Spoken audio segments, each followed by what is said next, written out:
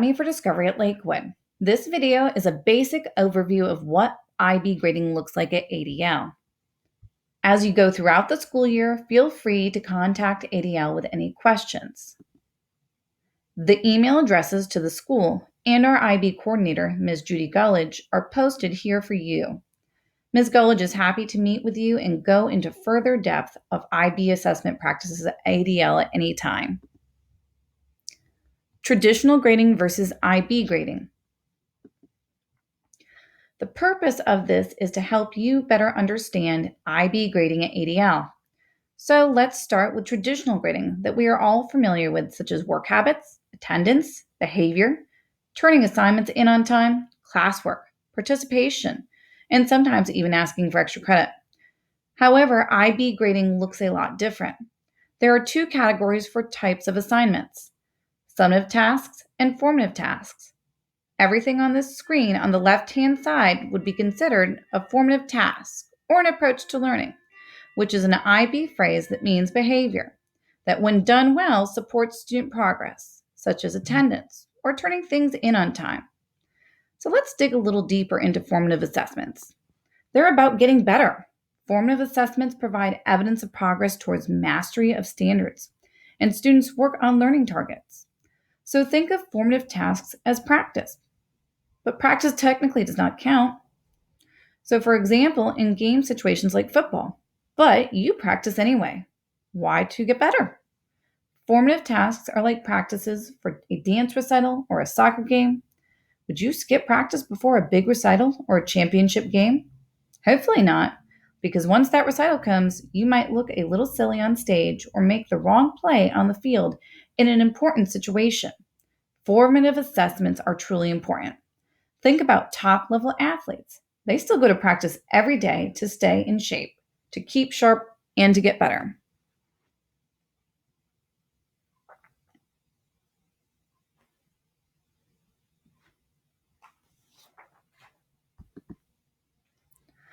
So in school, what do formative tasks look like? They might be an essay, but only in draft form, an observation made by your teacher, maybe a group task, or a quiz, or notes that have your critical thinking in them, having class discussion on a topic you're learning about, or maybe an assignment that checks your understanding of the learning target, such as a performance of understanding or an exit slip given at the end of class. It might be a specific homework assignment that your teacher wants to use to provide feedback on a specific skill.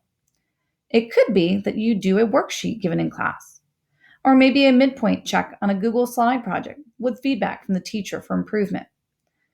All of these examples of formative assignments come with feedback to improve and promote student growth.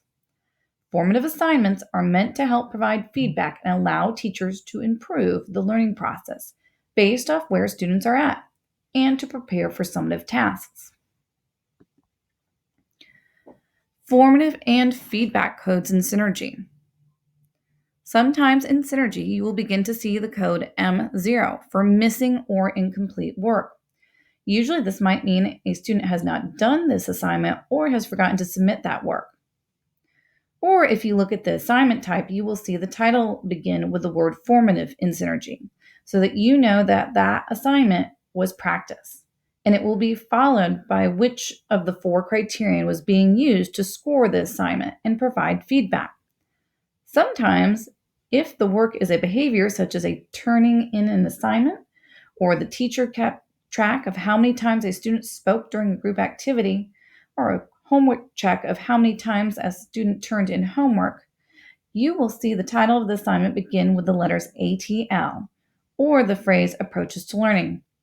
These are behaviors that can impact a student's overall performance, and we work to provide feedback on how they are positively or negatively impacting a child's performance.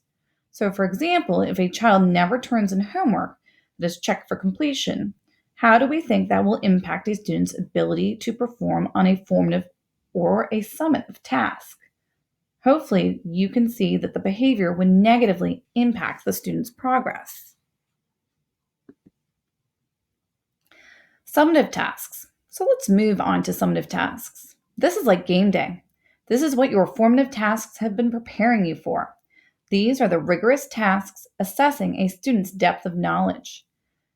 Have you practiced enough to perform this rigorous assessment and clearly displayed your learning?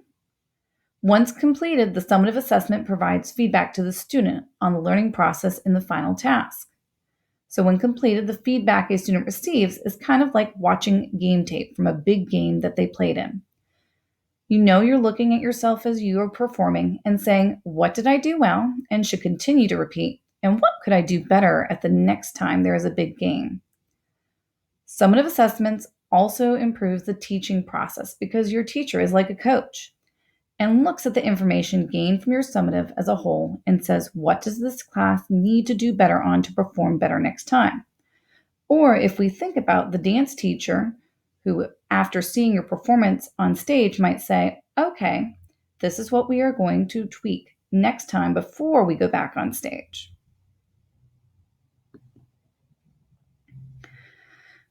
Examples of summative tasks. So your summative tasks may look something like this: an essay in a final draft, a project that you've been working on that you turned in, a test that you've taken that allows for thinking to be displayed through short answers and brief essays, not multiple choice. It might be a presentation, or maybe a poster, and a presentation together. It might be a report on a lab or a review of an article, or a video of students, for example, a dance they created in PE class. But keep in mind that no matter what it is, teachers are still using the Virginia Standards of Learning.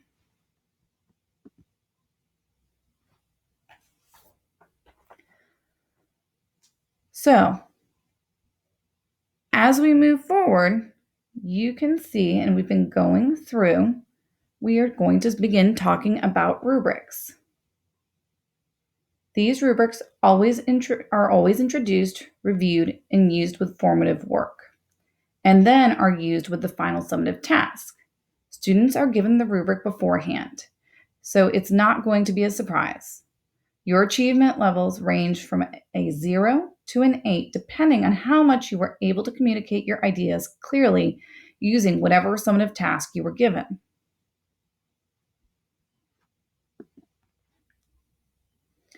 So, for example, we're going to take a look at language and literature.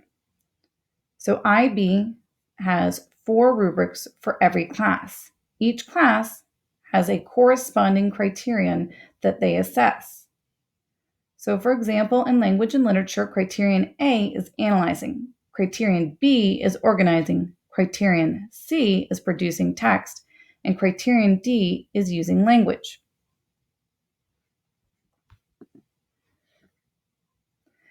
In Synergy, you will see a summative task with the word summative in the title, and also see the word summative under assignment type. It will tell you which criterion the teacher assessed. Remember, summative scores are the scores that are used to determine a student's current progress grade at the end of each quarter and interim. So here is an example of a summative task. So let's pretend you are a student in this language and literature class, or as you may know it better, English class. And I just shared the 4 criterion previously in the prior slide. So now in language and literature, you've been asked to analyze a poem and you'll be writing an essay to show what you've learned. You can review the task in the slide in front of you. The teacher will be using criterion A, analyzing, and criterion D, using language. Keep in mind the student has been reading poetry and practicing analysis skills prior to the summative task. Remember, those were your practice assignments. Those were your formative work. So now it's time to show what you know on game day.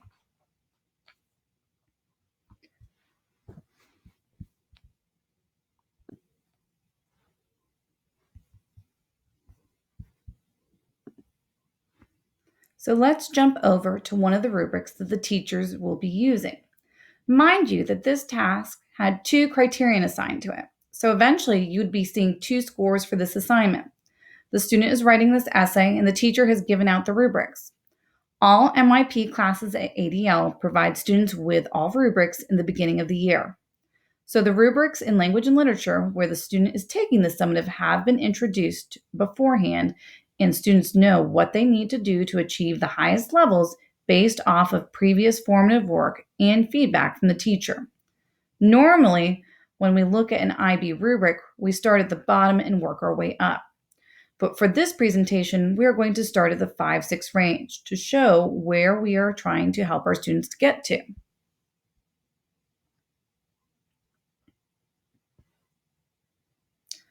Now, take a look at the 5-6 range.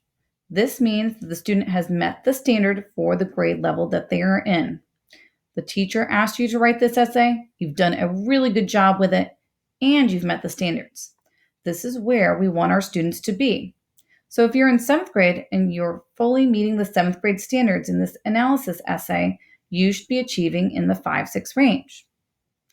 So how does a student get into the 7-8 range? The student has to have done some advanced work. So for example, they make connections that peers haven't really been able to make, or the student has gone above and beyond. The essay stands out. It is really difficult to get to the 7-8 level. But if you're meeting the 7th grade standards, you're at that 5-6 range. And that is totally awesome. Okay, let's look at a 3-4 range now.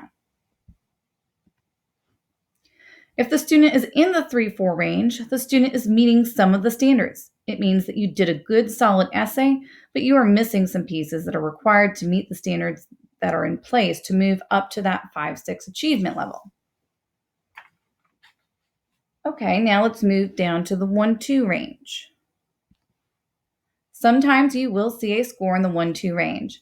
And here are some thoughts as to why you might see this score. Has the student made their best attempt? Did they really write an essay, or did they just write a couple of sentences when it was a 3 to 5 paragraph essay that was needed to fully respond to the task? Did they fail to truly respond to what the task was asking them to do?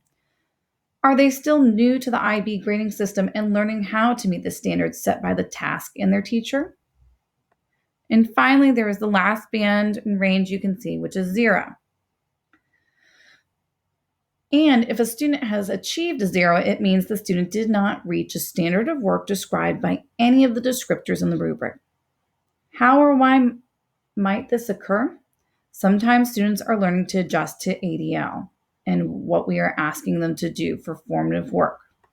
Or maybe the student has not turned in any assignment because they forgot to hit the submit button. Or maybe the student has not attempted to do any of the work and has submitted nothing, or even submitted a completely blank assignment. These are some of the reasons why a 0 is given for a summative score.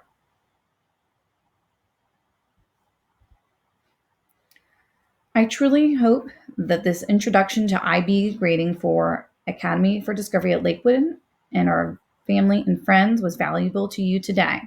Feel free to contact ADL or our IB coordinator if you have any questions. We hope you have a wonderful day.